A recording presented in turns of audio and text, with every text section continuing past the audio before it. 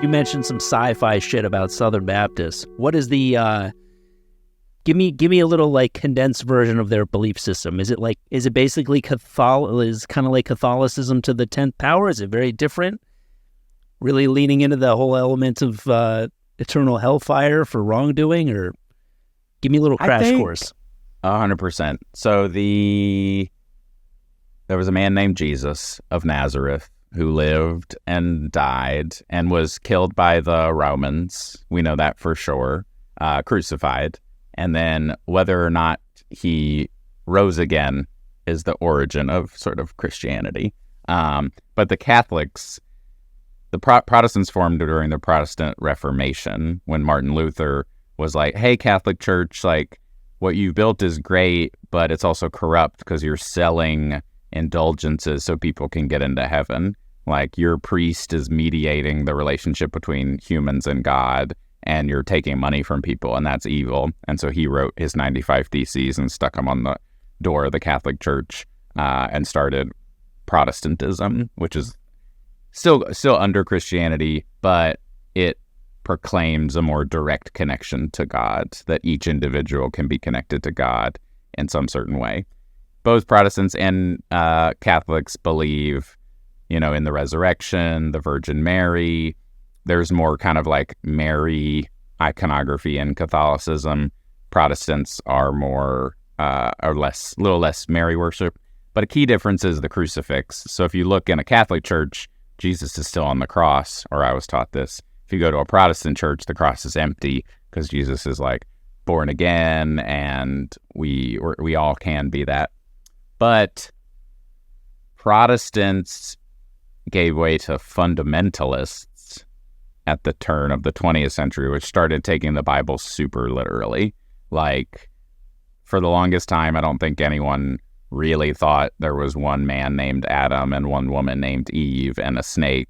And that was sort of all just seen as this like origin story for the universe and that communicates certain ideals. But fundamentalists started being like, nope, 7 literal days doesn't stand for 100 years or 1,000. God created the earth.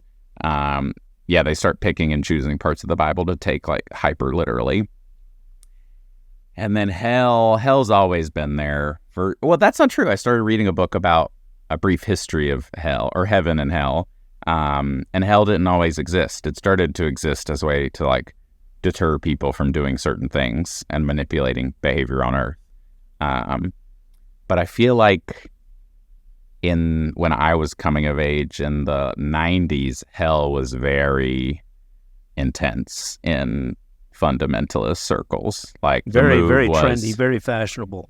Yeah. In the pandemic, I watched Hell's heyday. In the pandemic, I watched my old church's like YouTube sermons because they were live streaming them. And even the pastor was talking about how, we were maybe a little too heavy on hell back then. I think it hurt recruitment to be so hard on hell rather than like God's love, like, which is more motivating, like a fear of hell or a love of joy. Good point. That was me talking a lot, but my parents definitely pushed the hell narrative because they didn't want their little kid to go to hell, which is an admirable thing if you're sort of operating in that game. But you can cause a lot of harm when you try to save somebody from a fire that doesn't exist. Sure. Well, I think the big parallel between your upbringing and mine is just extreme fear-mongering. And Jehovah's Witnesses don't believe in hell, but they believe in Armageddon. So it's, impending Judgment Day, Ooh, we got some Armageddon. What happens on Judgment Day? Everybody who's a non-believer, everybody who hasn't accepted the truth, as they call it, will be obliterated. So, 99.9% of the population. Yeah. There's no afterlife? You just kind of get blown up?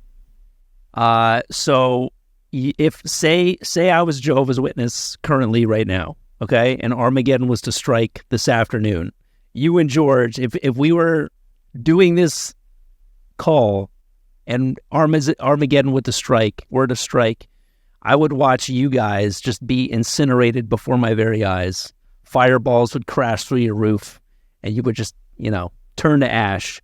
And I would be sitting here with, rubble falling down around me, but I would somehow miraculously stay in a preserved physical, mental state, and I would walk out my door into a barren wasteland where the earth was just a post-apocalyptic hellscape.